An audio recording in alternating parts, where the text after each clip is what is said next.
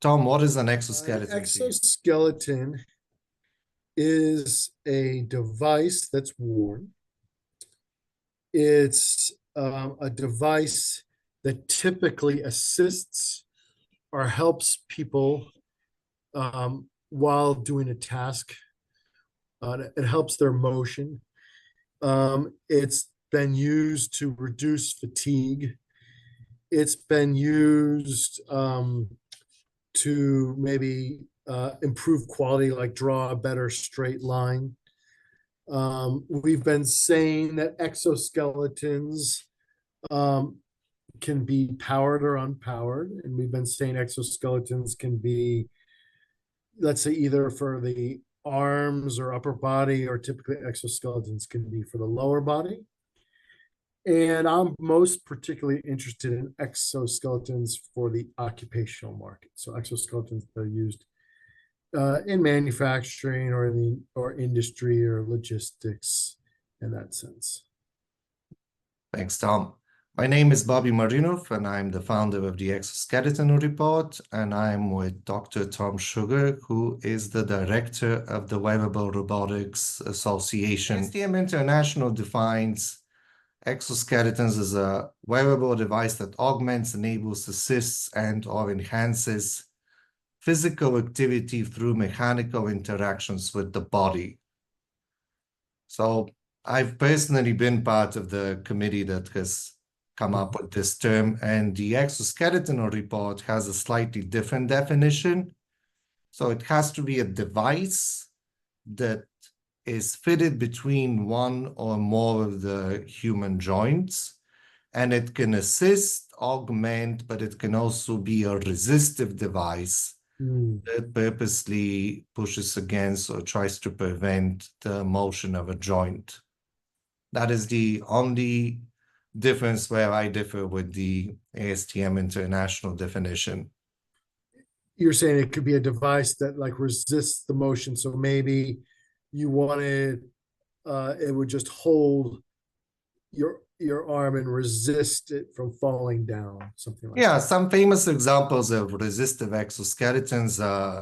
Samsung was trying to do the GEM series of exercise exoskeletons, where you're trying to apply resistance directly at the joint, at the motion of the joint, rather than putting weights or springs or elastic elements somewhere that is peripheral.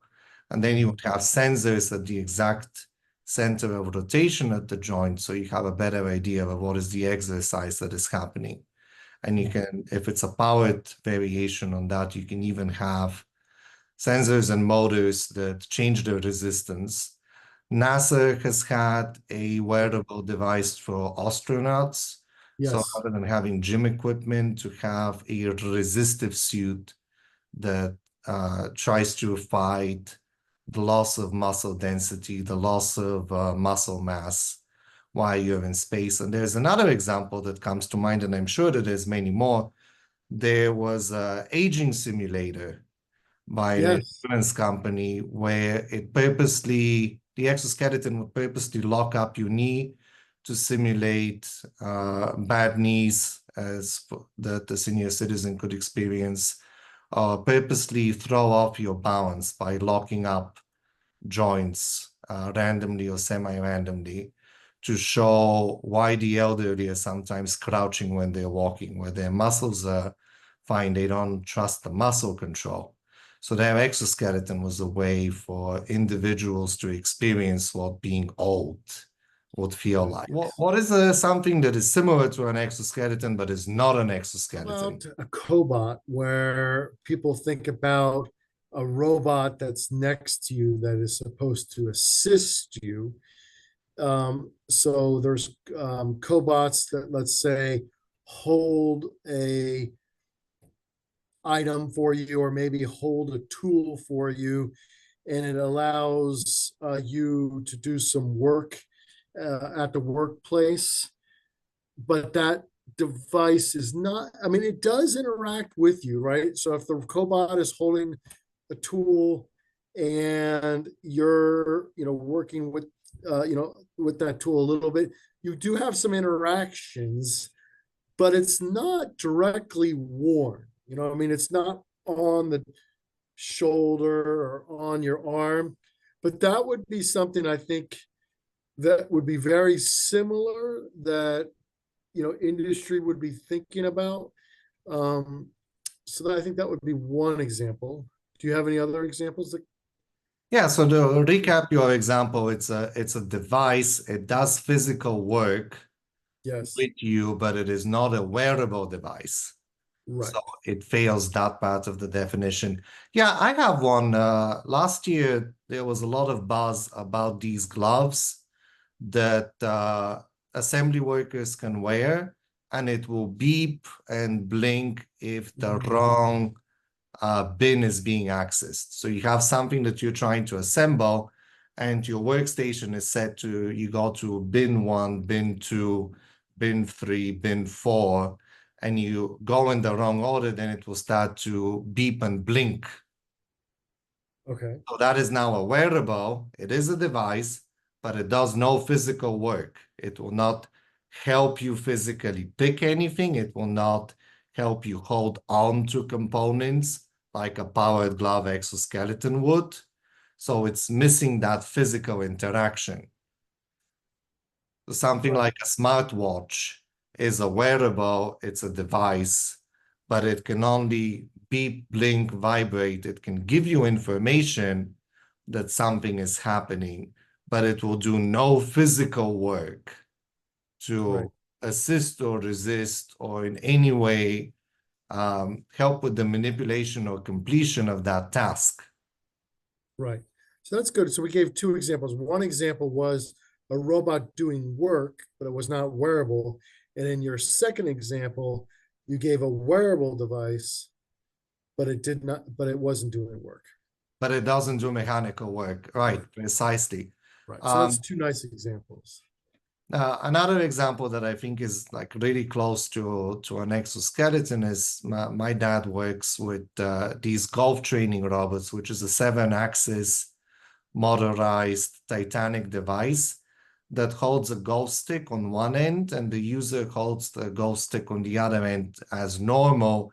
And you get to experience how a pro will do a swing in every single rotation, both the full swing and the motion in the wrists, right, Mm, as you hit the ball. And the machine and you can do the same, exact same professional swing 100 times, 200 times with absolute consistency and a reproducibility.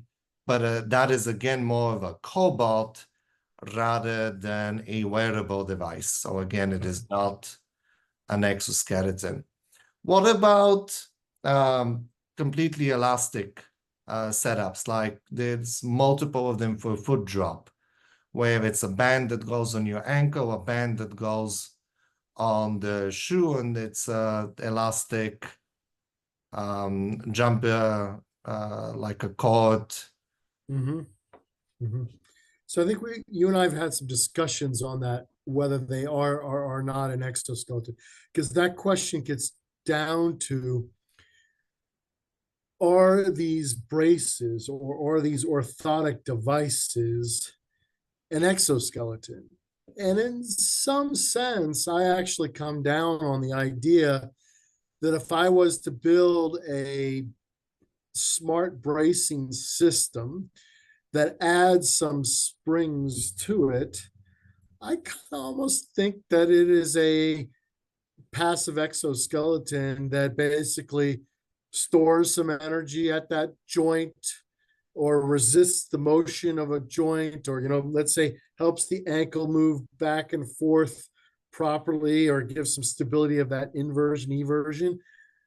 I almost come down to the idea that some of these orthotic bracings can be thought of as exoskeletons. Some people might disagree with What I'm me. hearing from you is that there is no one definition that is universally accepted by every single organization as to what exactly an exoskeleton is, which is not Right. the end of the world because there's many successful industries like the robotics industry, which does not have a single accepted definition. Right. So, right. And so, I mean, the idea comes down to you have, passive empowered bracing or passive empowered orthotics. You have passive empowered prosthetics. You have passive empowered exoskeletons. I personally kind of like to use the word wearable robotics because I thought that that term was more general. And so wearable robotics could incorporate lots of different wearable systems like exoskeletons or orthotics or prosthetics, and those types of things. We didn't get into, so we tried to stay a little bit away from the wearable watches and things like that. So I stayed away from that. But that's honestly the reason we chose the word wearable robotics, to be a little bit more general. Yeah, and I ended up with Exoskeleton Report. You ended up with Wearable Robotics. Absolutely. And then for people who are not familiar, when we say passive active, do we mean passive as it just stands back and does nothing, and an active will actively do something, or do we mean something else here? Yeah, we usually mean something else. So we usually mean, like, I'll give you an example of a passive back exoskeleton. So it would be an exoskeleton with springs, and when you squat down, you store energy, or you would want to say something like you start the motion, you store that energy, and then when you stand back up, that energy is returned to you. So that's typically what we'll mean on a passive exoskeleton. Or a passive exoskeleton might be a spring-loaded shoulder system that helps to raise your arm, but you do have to push against that system as you go down. And then an active system I like to think of as typically motors or compressed air or other devices where you're actively putting energy into that exoskeleton or into that brace. And then you can adjust the timing, you can adjust the forces, you can turn the system off and on, and things like that. So that's what I mean by passive and active exoskeletons. So to recap, it basically we mean a powered exoskeleton is something that has a power source, be it a battery or compressed air. And then a passive one is one that typically the user needs to energize first with the beginning of their motion. For you, is if Yes. someone wants to learn more about exoskeletons, there are websites that list what's currently available on the market. Yeah, and for me, the best website for understanding what's currently on the market is the Exoskeleton Report with an updated catalog that's internationally recognized. That would probably be the best spot that I know for a lot of information. Yeah, and you have helped keep that up to date, for which I'm most thankful. And then what would be another good resource? For example, I sometimes refer to effexo.de. They have a Right. catalog of exoskeleton devices as well. Um, for us, I'm just thinking out loud. For us academics, we go to Google Scholar, and then we'll ask for what they call review papers. So you Mhm. would say, could I have a review paper on exoskeletons? There are also a couple books out there. So there's two or three books that you could on exoskeletons that you could look at too. Is there any other web pages that come to mind for you?